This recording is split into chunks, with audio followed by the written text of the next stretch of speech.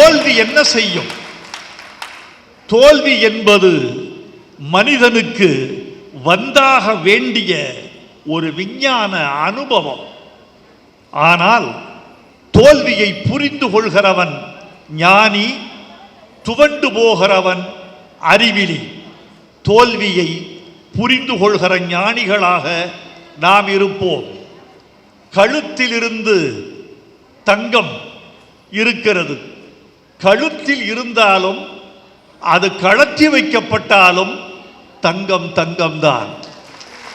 பதவியில் இருந்தாலும் இல்லாவிட்டாலும் சேகர் பாபுவின் செயல் சேகர் பாபு.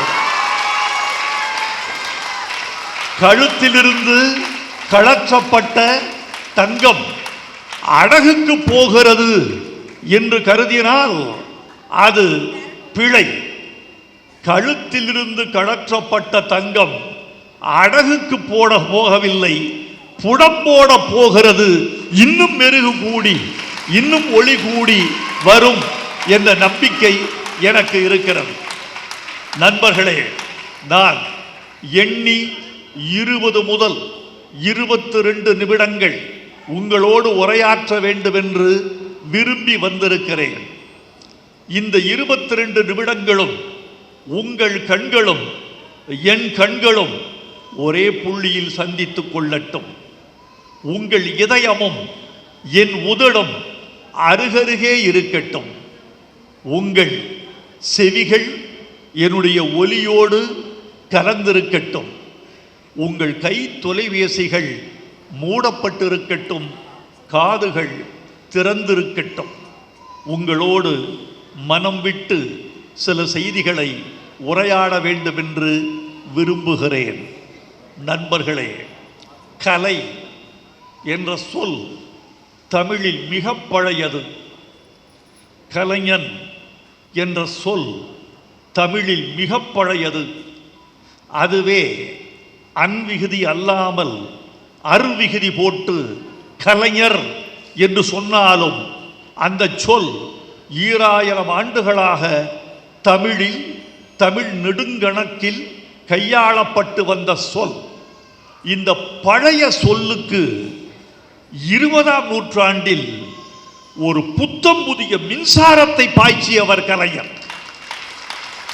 அதுவரைக்கும் இல்லாத பொருள், அதுவரைக்கும் இல்லாத வேகம், அதுவரைக்கும் இல்லாத உயரம், அதுவரைக்கும் ஆளப்பட்டிராத சொற்கோவை கலைஞர் என்ற தனி மனிதனால் அந்த சொல்லுக்கு பெருமை உண்டானது.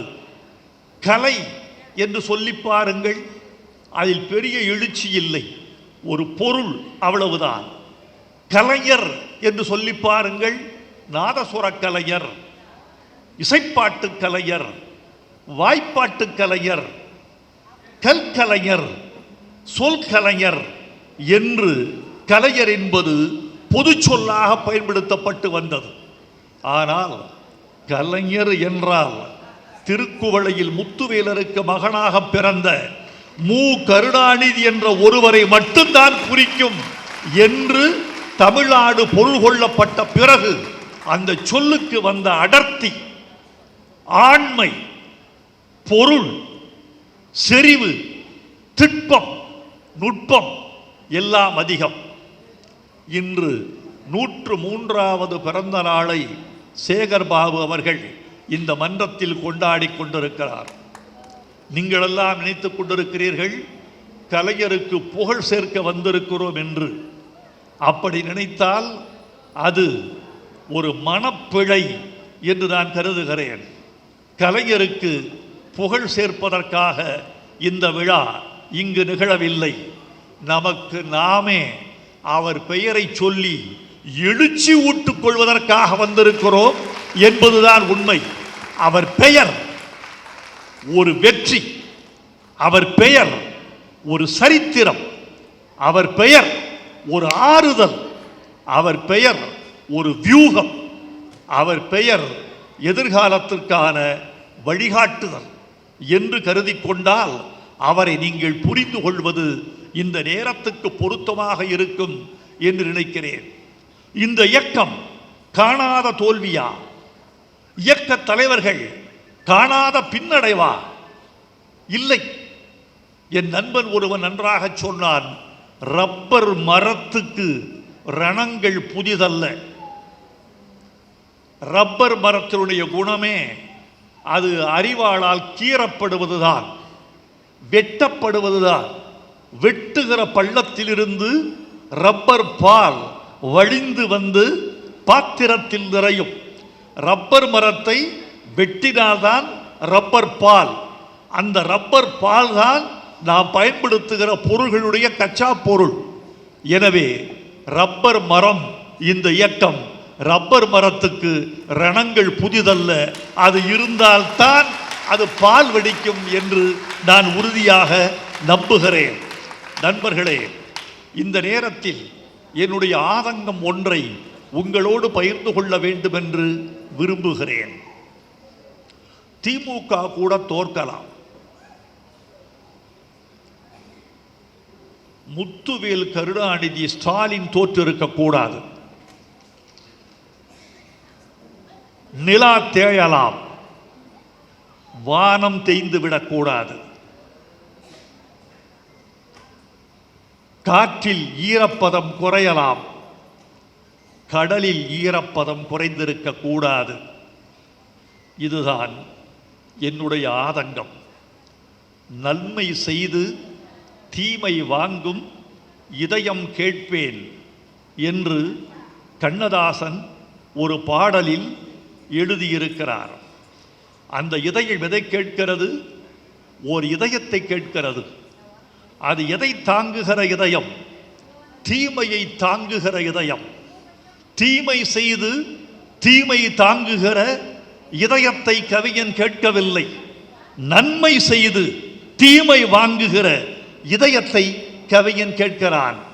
நன்மை செய்தார், தமிழ்நாட்டுக்கு நன்மை செய்தார், தொண்டு செய்தார், இரவு பகலாக உழைத்தார். கொளத்தூர் தொகுதியை இது தமிழ்நாட்டின் ஒரு தொகுதியா, சிங்கப்பூரின் ஒரு பகுதியா என்று கேட்கும் அளவுக்கு மாற்றி வைத்தார். அவர் தோற்கடிக்கப்பட்டார் என்றால் தமிழச்சாதியின் நன்றி உணர்ச்சியின் மீது நமக்கெல்லாம் சந்தேகம் வருகிறது. நண்பர்களே, அந்த தோல்வி ஒரு தோல்வி அல்ல. மே 4 ஒரு நாள் மட்டும்தான் தளபதி ஸ்டாலின் தோற்றிருக்கிறார். அந்த தொகுதி மக்கள் 365 நாளும் தோற்கடிக்கப்பட்டு கொண்டிருக்கிறார்கள்.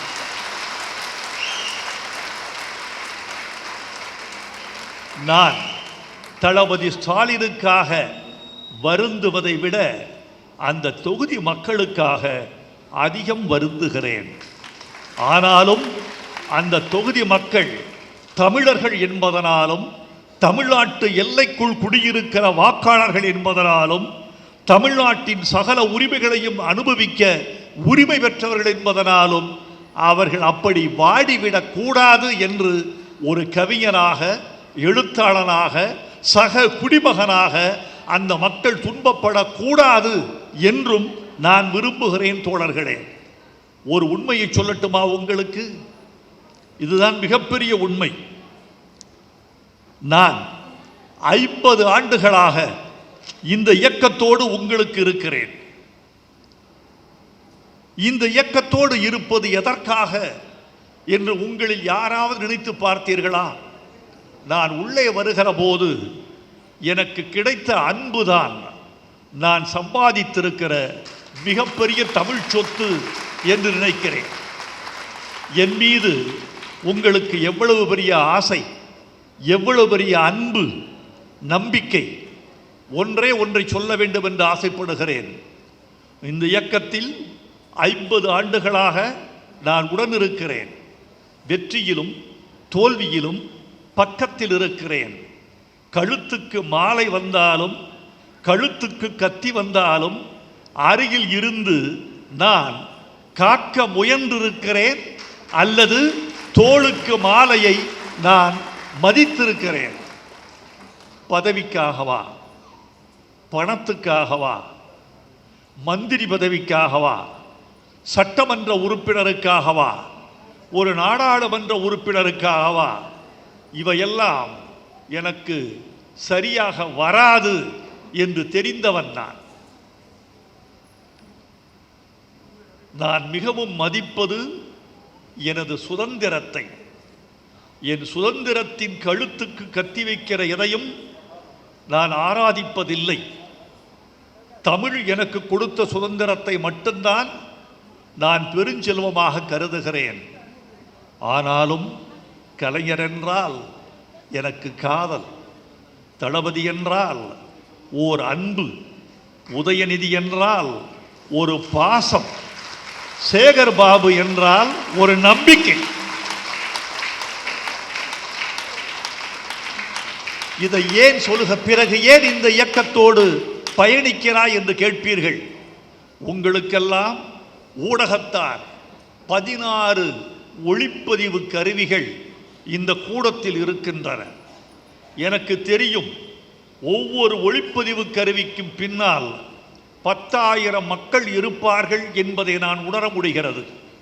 1,60,60,000 பேர் இந்த நிகழ்ச்சியை பார்ப்பதற்கு வாய்ப்பு இருக்கிறது. இப்போது ஒரு 40,000 பேர் இந்த நிகழ்ச்சியை கண்ணுற்றும் செவியுற்றும் கொண்டிருக்கலாம். இன்னும் பல பேர் அதை காணலாம். இதன் வழியாக தமிழ் சமுதாயத்துக்கு ஓர் உண்மையை சொல்ல வேண்டும் என்று ஆசைப்படுகிறேன். பிறகு ஏன் இந்த இயக்கத்தோடு உனக்கு நெருக்கம் என்று கேட்டால், என் இதயம் சொல்லுகிற ஒரே பதில், தமிழ் மொழிக்கும் இனத்துக்கும் தியாகம் செய்த இயக்கமும், இன்னும் தியாகம் செய்யக்கூடிய உறுதி வாய்ந்த இயக்கமும், எனக்கு நம்பிக்கை தருகிற இயக்கமும், இருக்கிற இயக்கங்களில் வளமும் பலமும் வாய்ந்ததான இயக்கமும், இன்னும் 100 ஆண்டுகளுக்கு பயணிக்கக்கூடிய இயக்கமும் இதுதான் என்ற நம்பிக்கையோடு நான் என் தமிழை அழைத்து கொண்டு இவர்களோடு உரையாடி கொண்டிருக்கிறேன். நான் நேசிக்கிற தமிழ் உங்களிடமும் இருக்கிறது. உங்களிடம் உள்ள தமிழை நானும் நேசிக்கிறேன். ஒடுக்கப்பட்ட பகுதியிலிருந்து வந்தவன் நான். ஒடுக்கப்பட்ட மக்களுக்கு உங்கள் இயக்கம் காட்டுகிற உறுதியும் அன்பும் என்னையே மீட்டெடுப்பதாக தோன்றுகிறது என்று நான் உறுதிப்படுகிறேன். பெரியாரும் பேரறிஞர் அண்ணாவும் கலைஞரும் அதன் வழியே இன்றிருக்கிற தளபதியும் பாடுபட்டு கொண்டிருக்கிற இந்த இயக்கம் தமிழுக்கு இன்னும் நம்பிக்கை உள்ள இயக்கம், தமிழர்களுக்கு இன்னும் நம்பிக்கை உள்ள இயக்கம் என்ற உறுதியான வேர்வையில் நான் பாடிக்கொண்டிருக்கிறேன். நண்பர்களே, தோல்வியை நீங்கள் எப்படி எடுத்துக்கொள்கிறீர்களோ அதில் இருக்கிறது உங்கள் மேன்மை, அதில் இருக்கிறது உங்களுடைய எதிர்காலத்தின் நன்மை. காதலியின் பெருமை பிரிவில் தெரியும், தாயின் பெருமை அவள் மறைவில் தெரியும், நண்பனின் பெருமை வறுமையில் தெரியும், ஒரு தலைவனின் பெருமை தோல்வியில் தான் தெரியும். வெற்றி என்பது உங்களுக்கு பகிர்ந்து கொடுப்பதற்கு, தோல்வி என்பது ஒரு தலைவன் மட்டும் தாங்கிக் கொள்வதற்கு. எது பெரியது? உங்களுக்கு பகிர்ந்து கொடுக்கிற வெற்றியை விட தனி ஒரு தலைவன் தானே தாங்கிக் கொள்கிறேன் என்று சொல்வதுதான் ஒரு தலைவனின் மாண்பு. செயற்குழு கூட்டத்தில் தளபதி ஸ்டாலின் பேசிய பேச்சு என் இதயத்தில் ஒரு அதிர்வை ஏற்படுத்தியது. அவர் சொன்னார், யாரும் யாரையும் குறை சொல்லாதீர்கள், தோல்விக்கு காரணம் யார் என்று யாரையும் விரல் சூட்டாதீர்கள், தோல்வியின் முழு பொறுப்பையும் நான் ஒருவன் மட்டுமே ஏற்றுக்கொள்கிறேன் என்று சொன்ன திராணி, என்று சொன்ன அருமை அவருக்கல்லவா தெரியும். நண்பர்களே, ஒரு உண்மையை சொல்லுகிறேன். இந்த தோல்விக்கு பிறகு நாம் காலத்தை புடம் போட வேண்டும். இயக்கத்தை இந்த தோல்விக்கு பிறகு நாம் செம்மை உறுத்த வேண்டும். என்ன நிகழ்ந்தது என்பதை நமக்கு நாமே சுய பரிசோதனை செய்து கொள்ள வேண்டும். நான் ஒன்றை சொல்லிக்கொள்ள வேண்டும் என்று ஆசைப்படுகிறேன். நான் எளியவன், அரசியல் அறியாதவன், உங்களோடு பயணிக்க வாய்ப்பு அற்றவன் அல்லது தகுதி கூட இல்லாதவன். ஆனாலும் நான் சொல்லுகிறேன், இந்த தோல்விக்கு காரணமான ஆட்கள் என்று நீங்கள் கருதுகிற ஆட்கள் யார் மீதும் நடவடிக்கை எடுப்பதற்குரிய காலம் இது அல்ல. யார் மீதும் நடவடிக்கை எடுப்பது இது அல்ல என்று நான் சொல்வதற்கு காரணமே, எல்லார் மீதும் தவறு இருந்தால் யார் மீது நடவடிக்கை எடுப்பது? இது நம்மை நாமே தேற்றிக்கொள்ள வேண்டிய காலம். ஜப்பானில் ஒரு கதையை சொல்வார்கள். இந்த தோல்வியை நாம் உரமாக இட்டுக்கொள்ள வேண்டும்.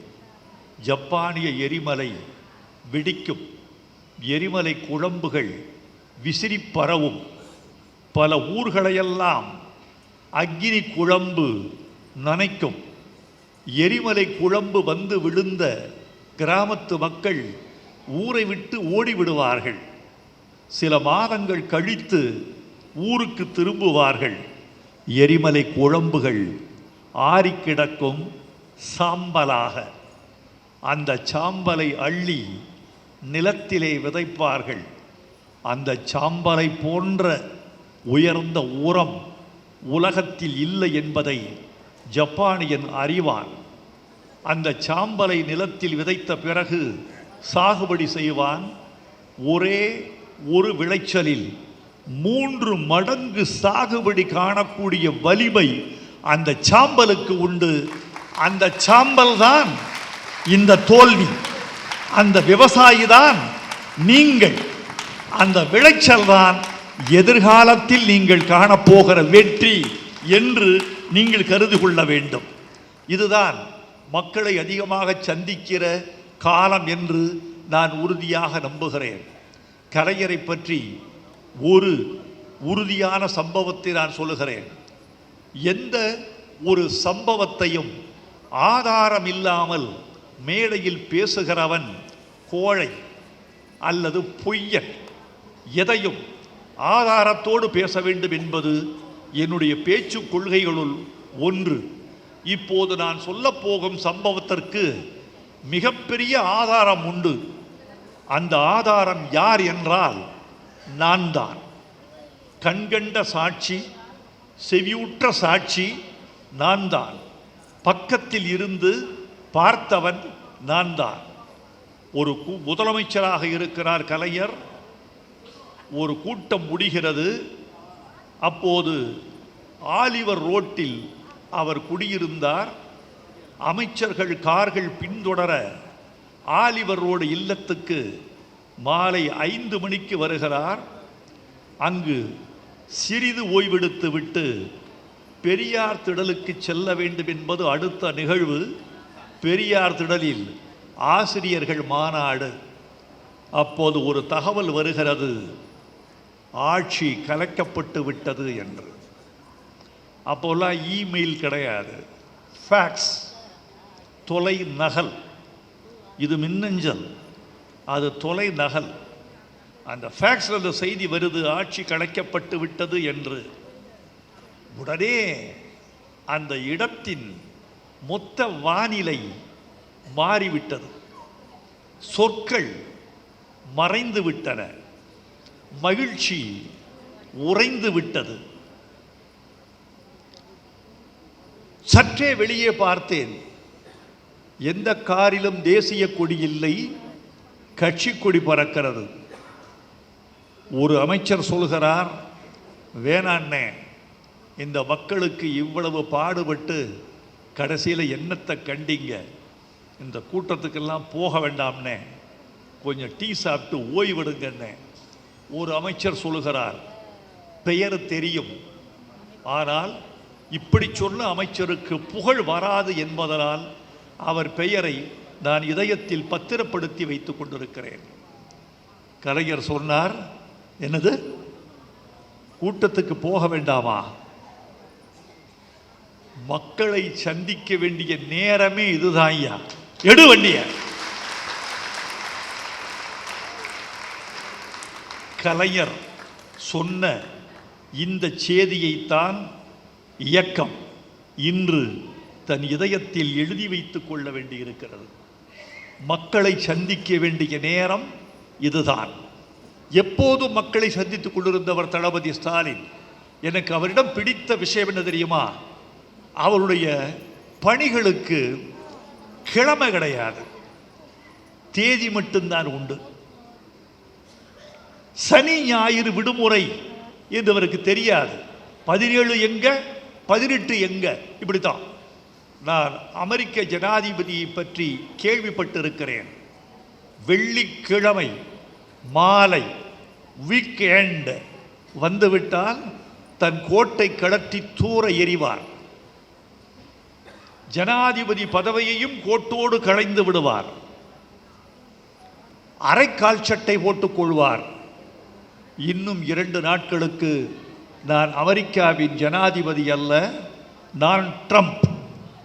என் நாய்க்குட்டியோடு பேசுவேன், என் புல்வெளியில் விளையாடுவேன், என் பேரன் பேத்திகளோடு கால்பந்து விளையாடுவேன், மீன் இல்லாத குளத்தில் மீன் பிடிப்பேன், கடலுக்கு போவேன், படகோட்டுவேன், எனக்கு பிடித்த சாண்ட்விச் சாப்பிடுவேன், இன்றைக்கு மட்டும் சர்க்கரை போட்டு தேநீர் அருந்துவேன், மாலை இரவு 10 மணி வரைக்கும் நான் விழித்திருப்பேன், விடிய விடிய படம் பார்ப்பேன், எந்த அலுவலக தொலைபேசியும் என் காதுக்கு வந்துவிடக்கூடாது.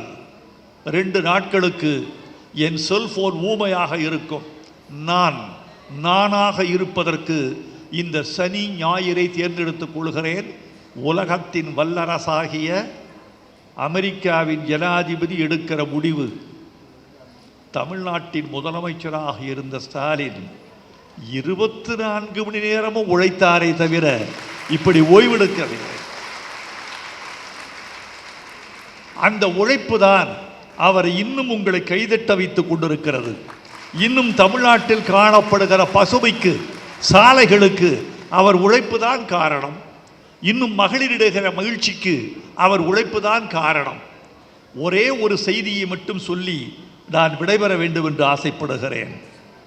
தோல்விகளை தளபதி ஸ்டாலின் அவர்கள்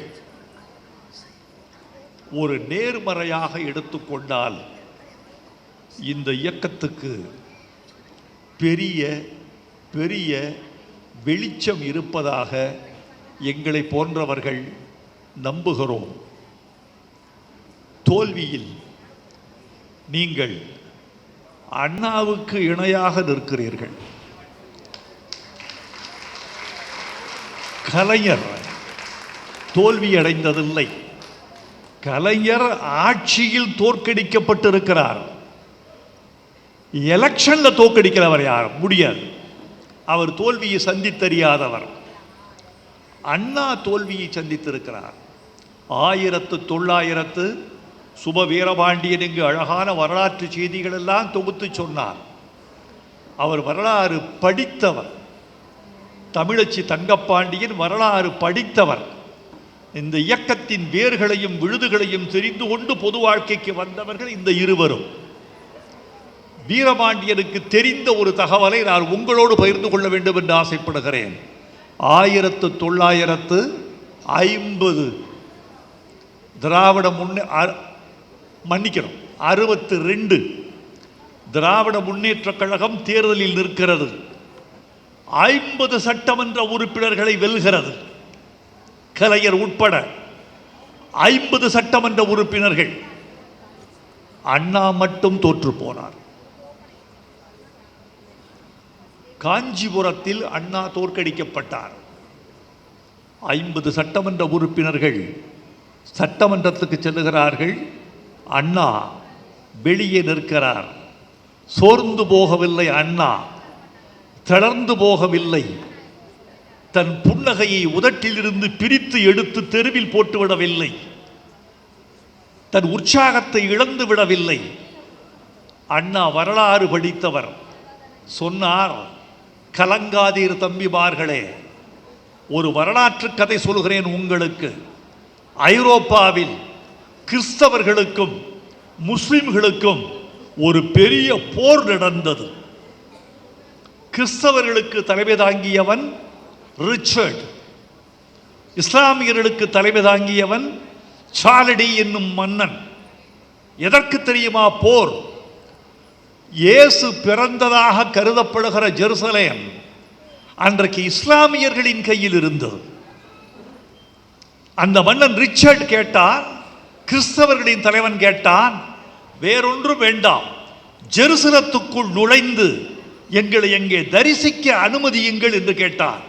இல்லை, இது எங்கள் கட்டுப்பாட்டில் இருக்கிறது, ஒரு கிறித்தவர் கூட ஜெருசலம் நகரத்துக்குள் வர முடியாது, மோதிப்பார் என்றார். ரொம்ப பெரிய சிக்கலுக்கு பிறகு போர் ஒரு முடிவுக்கு வந்தது. அந்த முடிவில் சாலிடி என்ற இஸ்லாமிய மன்னன் ஒரே ஒரு நிபந்தனை விதித்தான். இந்த போரில் ஈடுபட்ட அனைத்து கிறித்தவர்களும் ஜெருசலம் நகரத்துக்குள் வரலாம், தலைமை தாங்கிய ரிச்சர்டை தவிர. ரிச்சர்ட் மன்னன் மட்டும் உள்ள வரக்கூடாது, போராடியவர்களாம் வரலாம். அண்ணா சொன்னார், தம்பிமார்களே, எல்லோரையும் ஜெருசலம் நகரத்துக்குள் அனுப்பிவிட்டு ரிச்சர்ட் மட்டும் வெளியே நின்றது போல 50 சட்டமன்ற உறுப்பினர்களை உள்ளே அனுப்பிவிட்டு உங்கள் தலைவன் நான் வெளியே நிற்கிறேன். அன்று அண்ணா வெளியே நின்றார். சட்டமன்ற உறுப்பினர்கள் சட்டமன்றம் சென்றார்கள். இன்றைக்கு தளபதி வெளியே நிற்கிறார், சட்டமன்ற உறுப்பினர்கள் உள்ளே சென்றார்கள். 5 ஆண்டுகளுக்கு பிறகு அண்ணா முதலமைச்சர் ஆனார், தளபதியும் ஆவார். நன்றி, வணக்கம்.